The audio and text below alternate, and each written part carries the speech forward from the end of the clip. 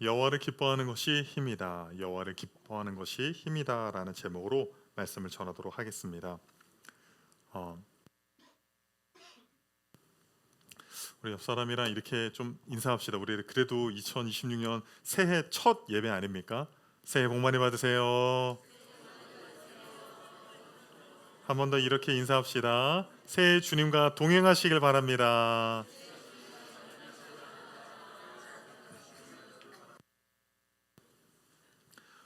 보통 새해가 되면 모든 교회가 표호를 발표를 합니다.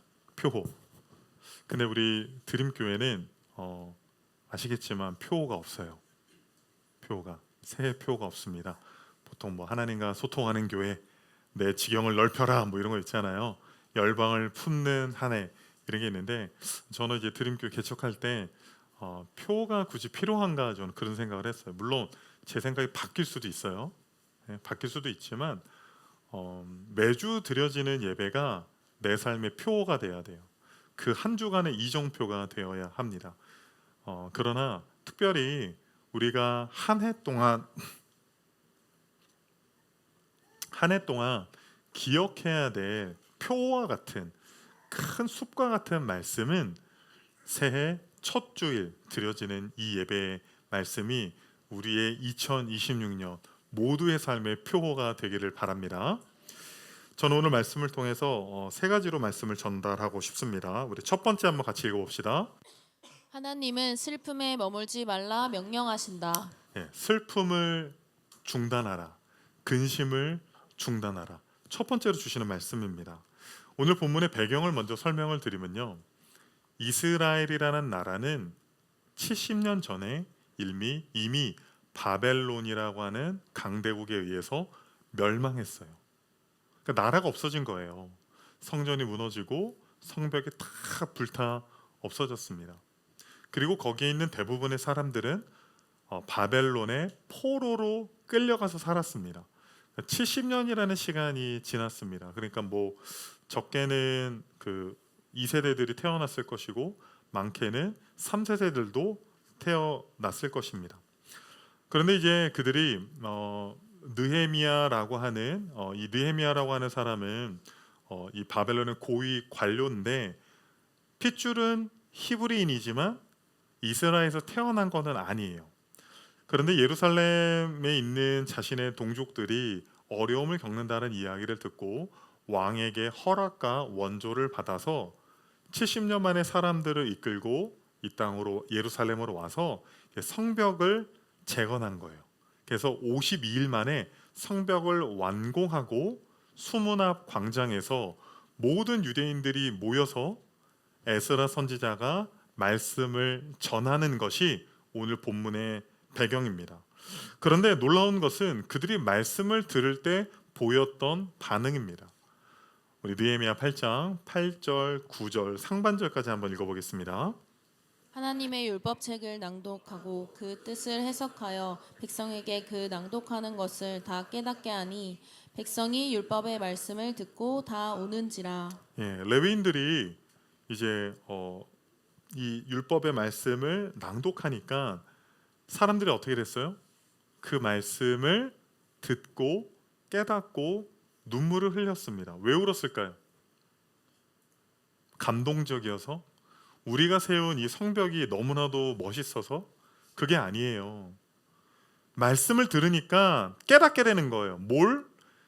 70년 전에 자신의 조상들이 얼마나 하나님 앞에 큰 죄를 지었는지, 그리고 왜 자신의 민족들이, 왜 우리나라가 망했고 솔로몬 성전이 왜 불탔고 성벽이 무너졌는지, 우리 민족이 왜 이스라엘이라는 나라가 처참히 무너졌는지 자신들의 죄악을 깨닫게 됐다라는 거예요.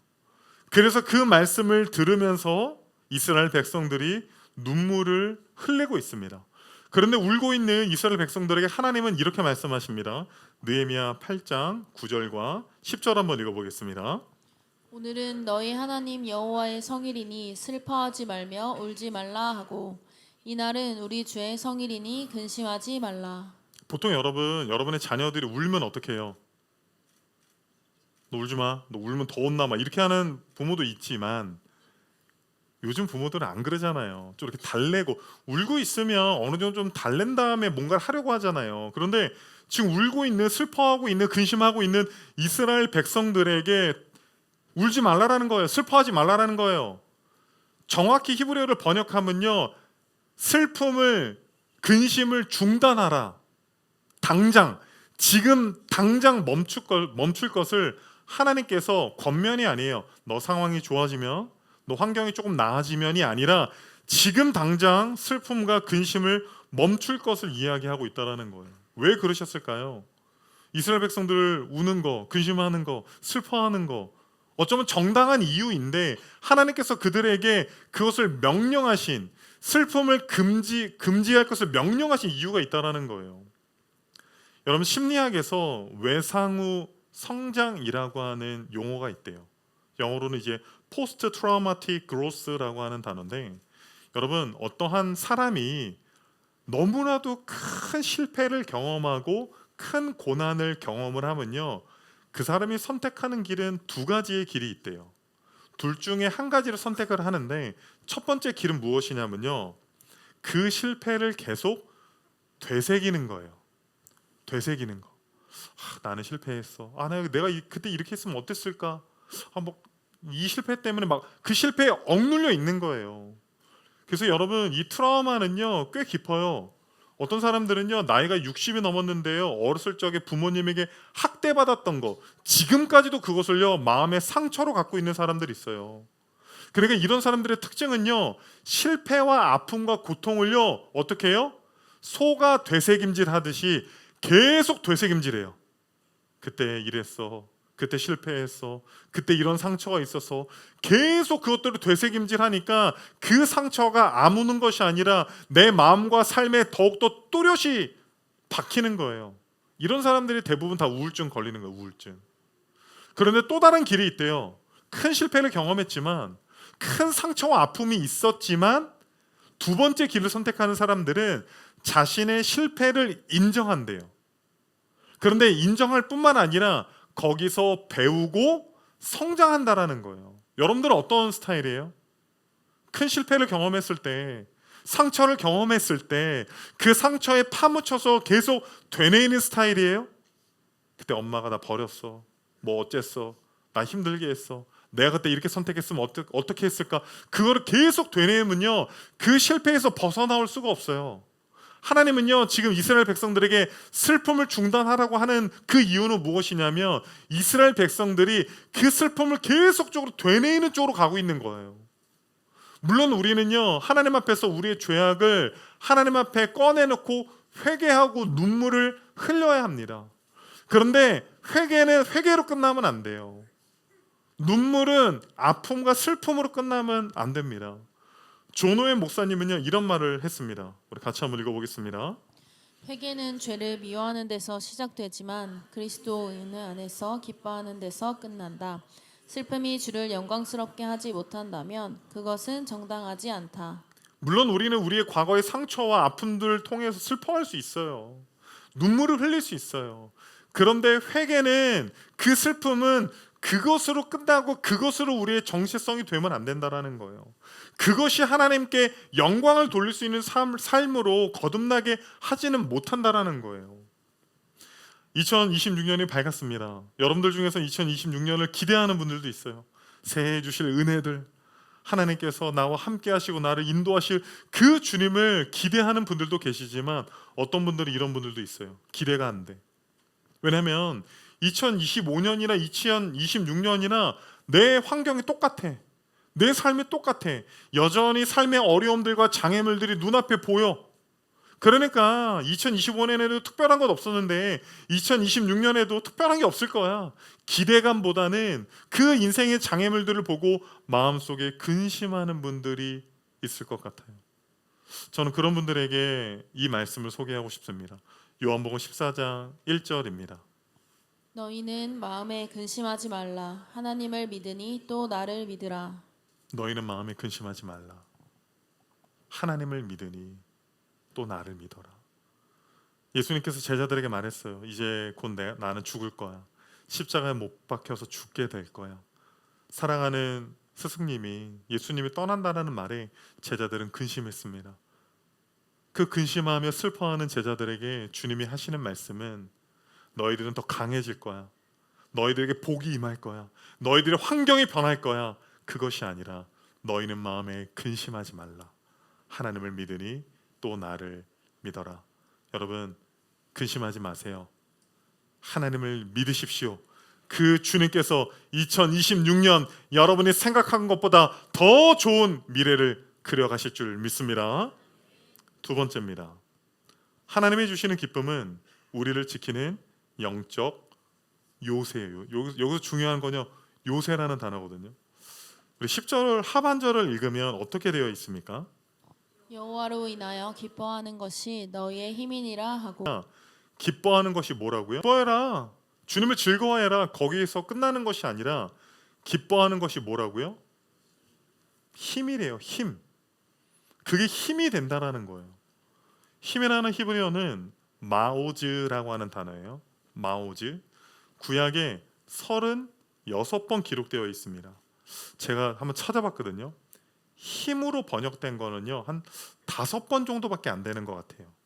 나머지 30번 넘는 번역은요, 요새, 성체, 방어, 능력, 전투력, 피난처, 은신처, 이러한 용어로 이 단어가 번역이 됐다라는 거예요.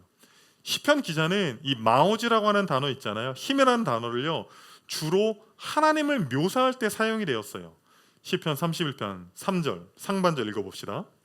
주님은 진정 나의 바위, 나의 요새이시니. 우리 시편 37편 39절도 읽어봅시다. 의인들의 구원은 여호와로부터 오나니 그는 환난 때에 그들의 요새이시로다. 그러니까 여호와를 기뻐하는 것이 힘, 마오지인데 그 마오지가 누구라고요? 하나님이시라는 거예요. 시편 기자들은 이거를요, 요새라고, 나를 지키는 피난처라고 번역을 많이 했어요. 그러니까 이 마오지라고 하는, 힘이라고 하는 단어는 그냥 우리의 감정을 말하는 게 아니에요. 실제로 외서로부터 우리를 누군가가 공격을 하려고 할 때, 악한 자가 침범을 하려고 할 때 우리 주님께서 우리 힘이 되시고 요새가 되어주셔서 우리를 실제적으로 구체적으로 지키신다고 지금 성경은 말하고 있는 것입니다. 우리 빌립보서 4장 4절과 6, 7절을 한번 읽어보겠습니다. 주 안에서 항상 기뻐하라. 내가 다시 말하노니 기뻐하라. 아무것도 염려하지 말고 다만 모든 일에 기도와 간구로 너희 구할 것을 감사함으로 하나님께 아뢰라. 그리하면 모든 지각에 뛰어난 하나님의 평강이 그리스도 예수 안에서 너희 마음과 생각을 지키시리라. 4절에 뭐라고 되어 있죠? 항상 기뻐해라. 사도 바울은 지금 감옥에 갇혀 있어요. 감옥에 갇혀 있는 사도 바울이 빌립보 성도들에게 항상 기뻐할 것을 이야기해요. 그러면 7절에 어떤 단어로 끝나죠? 지키시리라. 지키시리라. 이것도요, 군사용어예요. 군사용어. 군대가 백성들을, 나라를 지킬 때 쓰이는 단어예요. 무엇을 하면 지킨다고요? 뭐를 하면? 너희들이 주님을 항상 기뻐하면 그 기쁨이 너희의 마음과 생각을 지킨다라고 이야기하고 있다라는 거예요. 여러분, 사실 그 삶은 기세 아니에요? 기세? 예? 마음 아니에요? 마음? 마음 먹기에 달린 것 아닙니까? 환경이 아무리 좋아도, 능력이 아무리 있어도 그 권투나 격투기 같은 거 보면요, 그 이렇게 해설자가 이런 말을 해요. 그 경기를 막 해설하다가요, 마음이 꺾이나요? 이래요. 마음이 무너지는 거예요. 마음이 무너지면요, 무조건 져요. 무조건 져. 그 경기를 하기 전에 개체량도 하고 둘이 이렇게 페이스 오프, 대면식 하잖아요. 대면식. 그럼 대면식 할 때 어떻게 해요? 어떻게 해요? 권사님, 저랑 대면식 한번 해봅시다. 이렇게 해요? 당신은 어떻게 해요? 눈빛으로, 눈빛으로 쳐다보면 뭐가 돼요? 뭐가 되냐고요? 안 돼요. 그런데 내 눈빛으로, 내 기세로 상대방의 마음을 꺾으려는 거, 마음을 꺾으려는 거. 실제로 그 사람이 나보다 기술이 더 좋아도, 체력이 좋아도, 능력이 있어도 내가 그 사람의 마음을 꺾어서 우위를 선전하겠다라는 거예요. 여러분, 악한 자들은요, 우리의 마음을 꺾으려고 해요. 두려움을 주려고 하고요, 어려움을 주려고 하고, 불안함을 주려고 하고, 슬픔과 근심으로 여러분을 계속 이끌어서 기도해도 안 된다, 매년 하는 부흥회인데 뭐 특별한 것 있냐, 예수 믿어봐야, 교회 다녀봐야, 여러분의 마음을 계속적으로 꺾어 놓으려고 한단 말입니다. 그래서 솔로몬은 이렇게 말하잖아요. 잠언 4장 23절에 뭐라고 말합니까? 모든 지킬 만한 것 중에 더욱 내 마음을 지키라. 생명의 근원이 이에서 남이니라. 뭘 지키라고요? 뭘 지키라고요? 우리가 지킬 만한 것 중에 가장 먼저, 가장 핵심적으로 지켜야 되는 것은 우리의 마음이에요. 우리의 마음. 2024년도에 서울대 의대 교수님들이 우울증 환자들 보면서 한 가지 공통된 점을 발견을 했대요. 그 환자들 중에요, 89.2%는요 마음이 무너진 사람들이에요. 극심한 스트레스로 인하여서 대인관계가 무너지고 직장 생활을 할 수가 없는 거예요. 가정 생활을 할 수가 없는 거예요. 너무나도 큰 스트레스 때문에 어떠한 이유로 인하여서 마음이 무너져서 일상생활을 할 수가 없는 거예요. 결국에 우리의 마음이 무너지잖아요. 다른 모든 것들이 무너지게 된다라는 거예요. 느헤미야가 52일 만에 성벽을 재건을 했는데 탄탄대로가 아니었어요. 하나님을 위한 일이었고, 하나님의 나라를 위한 일이었고, 느헤미야는요 월급도 받지 않고요, 오히려 자기 신의 사비를 털어서요 손해보는 일이었습니다. 그럼에도 불구하고 그 주님을 위한 일을 하는데도요, 이 악한 자들이요 얼마나 공격을 하는지 몰라요. 산발랏, 도비야, 게셈, 이 산도깨비들이요 계속 느헤미야와 이스라엘 백성들을 공격을 하는데, 두 가지로 저는 요약을 할 수 있거든요. 공격을 어떻게 하냐면요, 첫 번째는요 조롱과 비웃음으로 공격을 합니다. 느헤미야 4장 1절에서 3절입니다. 산발랏이 우리가 성을 건축한다함을 듣고 크게 분노하여 유다 사람들을 비웃으며 자기 형제들과 사마리아 군대 앞에서 일러 말하되 이 미약한 유다 사람들이 하는 일이 무엇인가? 스스로 견고하게 하려는가? 제사를 드리려는가? 하루의 일을 마치려는가? 불탄 돌을 흙 무더기에서 다시 일으키려는가 하고, 암몬 사람 도비아는 곁에 있다가 이르되 그들이 건축하는 돌 성벽은 여호가 올라가도 곧 무너지리라 하더라. 비웃는 거예요. 야, 니까지 것들이 뭘 한다고. 여러분, 조롱과 비웃음이 능력이 없다고 생각하세요? 여러분의 자녀들한테 이렇게 이야기해 보세요. 야, 니까지 게 뭘 한다고. 하루에 10번씩만 해보세요. 그 자녀가 어떻게 되는지. 여러분, 아침에 일어나서요 거울 보면서 너는 실패자야, 넌 아무것도 못해, 이렇게 한번 이야기하고 시작해 보세요. 조롱과 비웃음은요 실제적인 힘이 있어요. 산발랏, 도비야, 게셈 같은 자들이요 이스라엘 백성들이 성벽을 세운다는 말을 듣고요 조롱하는 거예요. 비웃는 거예요. 야, 니네들의 조상들도 죄 때문에 망했는데, 성전도 없는데 성벽을 세운다고 되니? 여호가 올라가도 그것은 무너질 거야. 조롱과 비웃음으로 계속적으로 느헤미야와 이스라엘 백성들을 공격합니다. 그런데 이 공격을 막아내니까요 조금 더 센 버전으로 이제 나오는 거예요. 두 번째는요 두려움을 주고 위협하는 거예요. 느헤미야 4장 8절입니다. 다 함께 꾀하기를 예루살렘으로 가서 치고 그곳을 요란하게 하자 하기로. 네, 이제는 공격하겠다라는 거예요. 죽여버리겠다라는 거예요. 다 무너뜨려 버리겠다라는 거예요. 조롱과 비웃음이 통하지 않자 실제적으로 두려움을 주고 위협을 주는 겁니다. 그런데 느헤미야와 이스라엘 백성들이 이 조롱과 비웃음, 두려움과 위협으로부터 어떻게 이겨냈습니까? 막 마음에 막 아침 일찍 일어나서 30분 달리기 하고, 얼음물로 막 찬물로 샤워하고, 너는 할 수 있어, 막 이런 자기 개발서에 나오는 그런 긍정 심리학으로 이걸 이겨낸 게 아니에요. 느헤미야 4장 20절입니다. 너희는 어디서든지 나팔 소리를 듣거든 그리로 모여서 우리에게로 나아오라. 우리 하나님이 우리를 위하여 싸우시리라 하였느니라. 주님은 이렇게 말씀하시는 거예요. 조롱과 비웃음이 있냐? 네 인생에 어려움과 실패가 있냐? 두려움을 주고 위협하는 존재들이 있느냐? 더 강해져라, 더 노력해라, 더 높이 올라가라. 그것이 아니라 내가 너를 위해서 싸우겠다. 하나님이 연약한 우리를 위해서 대신 싸우시겠다고 말씀하는 거예요. 여러분, 우리가 2026년에 기뻐해야 될 이유가 무엇입니까? 물질입니까? 환경입니까? 세상의 다른 어떤 것들입니까? 그것이 아니라 연약해도 부족해도 우리를 위해서 싸우시는 그 주님으로 말미암아 기뻐하시는 저와 여러분이 되기를 소망합니다. 마지막 세 번째입니다. 하나님이 주신 기쁨은 나눌수록 커진다. 느헤미야 8장 10절 읽어보겠습니다. 느헤미야가 또 그들에게 이르기를 너희는 가서 살찐 것을 먹고 단 것을 마시되 준비하지 못한 자에게는 나누어 주라. 이 날은 우리 주의 성일이니 근심하지 말라. 여호와로 인하여 기뻐하는 것이 너희의 힘이니라 하고. 이제 느헤미야 8장 10절에서 이제 놀라운 변화들이 이제 일어나는데, 먼저는 어떤 명령을 하냐면 먹고 마시라는 거예요. 먹고 마시라. 근데 그냥 먹는 게 아니라 살찐 거. 그럼 살찐 게 좋아요, 안 찐 게 좋아요? 예? 고기에 살점이 많이 붙은 게 좋아요, 적게 붙은 게 좋아요? 그 금요일에 어떤 권사님이 쐈어요. 뭘 쐈냐면 치킨을 쐈어요. 치킨을 먹으러 갔는데 정말 놀라운 건 저마다 치킨 취향이 조금 다르더라고요. 감사했어요. 근데 이제 한 분은 저랑 치킨 취향이 너무 비슷해서 다른 테이블에 앉아야 될 것 같아요.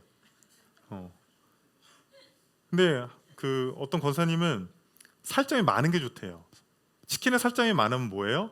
전문 용어로 뻑뻑살, 가슴살. 우리 아내는 고파거든요. 근데 이 닭 목은 어때요? 뭐 형태만 있지 뭐가 없어. 그냥 뭐 이렇게 하면 뭐 먹을 게 없어요. 지금 하나님이 이스라엘 백성들에게 울지 마, 슬퍼하지 마. 이제 살찐 거 먹어. 살찐 거.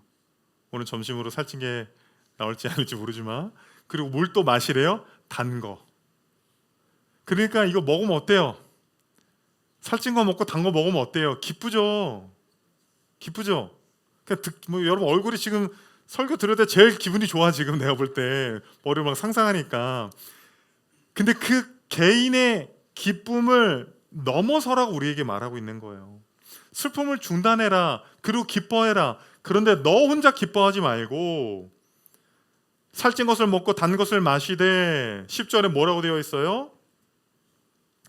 준비하지 못한 자들에게 나눠주라는 거예요. 준비하지 못한 자들.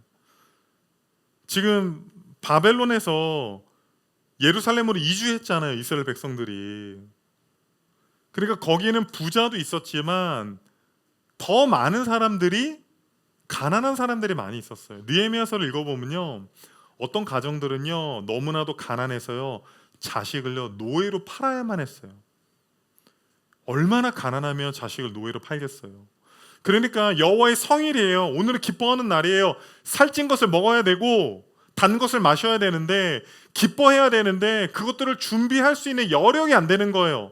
그러니까 하나님께서는요, 너만 기뻐하지 말고 준비하지 못한 사람들에게 그것들을 나눠주라고 이야기하고 있어요. 그것을 나누니까 12절에 놀라운 일이 벌어집니다. 12절 읽어보겠습니다.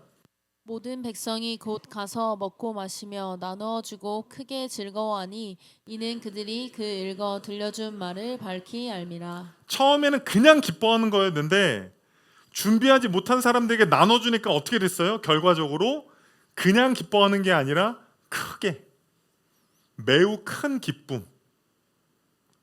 그러니까 이 기쁨은요, 성경에서 어떤 개인의 기쁨을 뜻하는 것이 아니라 공동체적인 기쁨을 뜻할 때 나타나는 단어예요. 그러니까 나 혼자 살찐 거 먹고 나 혼자 단 것을 먹는 것으로 그치는 것이 아니라 그것들을 준비하지 못한 사람들에게 나눠줄 때 더 큰 기쁨이 지금 임하게 된다라고 이야기를 하고 있는 거예요, 여러분. C.S. 루이스는 이런 말을 했습니다. 기쁨은 나눌 때 줄어들지 않고 오히려 커진다. 사랑과 기쁨은 촛불과 같아서 다른 이에게 불을 붙여도 자신의 빛이 희미해지지 않는다. 저 이 말씀 너무 좋았어요. 우리에게 주신 하나님의 기쁨과 축복들은요, 촛불 같은 거예요. 촛불 같은 거. 여러분, 생일 케이크 할 때 촛불을 옮기면 처음에 있었던 불이 작아집니까? 어떻게 돼요? 오히려 더 커져요. 불이 모일수록요 더 큰 불이 된다고요. 세상은요 나누지 말라고 해요. 그렇게까지 할 필요 없다고 해요. 저 사람이 준비하지 못한 것은 저 사람의 책임이니 저 사람의 인생은 저렇게 살았으니까 저렇게 되는 거야 라고 그냥 그렇게 정죄를 합니다. 그런 성경은요 준비하지 못한 자들, 준비할 수 없었던 사람들, 그 사람들에게 하나님이 우리에게 주신 복들, 은혜들, 그 기쁨들을 나누라는 거예요. 그런데 나눔은요 어떻게 되냐면요 더 큰 기쁨으로 하나님께서 갚아주신다라는 거예요. 여러분 기억나요? 오병이요? 물고기 2마리와 보리떡 5개, 그 소년의 손에 있을 때는요 그냥 자기 혼자 먹으면 끝이에요. 그런데 그것을 예수님 손에 드리니까 어떻게 해요? 그것을 나누니까 어떻게 해요? 남자만 5,000명이 먹고도 12광주리가 남을 정도로 어마어마한 양식이 됐다라는 거예요. 오늘 하나님께서 우리에게 주신 말씀 3가지 한번 기억합시다. 첫 번째는 뭐예요? 슬픔을 중단하십시오. 여러분 과거에 상처 없었던 사람 한 명도 없어요. 다 있어 다. 그게 부모님에게 받은 상처들, 가족들에게 받은 거들, 뭐 친구들에게 받은 거 다 있어요. 중단해야 돼요. 그 슬픔 속에 머무르면 안 돼요. 그건 하나님이 원하시는 것이 아닙니다. 두 번째는 뭐예요? 하나님이 주시는 기쁨은요 우리를 지키는 영적인 요새예요. 우리가 강해서가 아니라, 우리가 능력이 있어서가 아니라 하나님이 우리를 위해서 싸우시기 때문에 주님은 우리를 지키신다라는 거예요. 그러니 우리의 기쁨은 여호와로 말미암는 주님을 기뻐할 수밖에 없는 거예요. 마지막 3번째는 무엇입니까? 우리에게 주신 기쁨은 나눠야 돼요. 여러분의 손에 쥐고 있으면 안 돼요. 세상은 나누면 손해라고 이야기하고 나누면 없어진다라고 이야기하지만 성경에서는 기쁨을 나누었더니 더 크게 기뻐하였더라. 여러분이 주신 복들, 은혜를, 기쁨들을 나눌 때 2026년 더 큰 복을 주실 줄 믿습니다. 더 큰 은혜 주실 줄 믿습니다. 더 큰 기쁨으로 한 해를 하나님께서 인도하실 줄 믿습니다.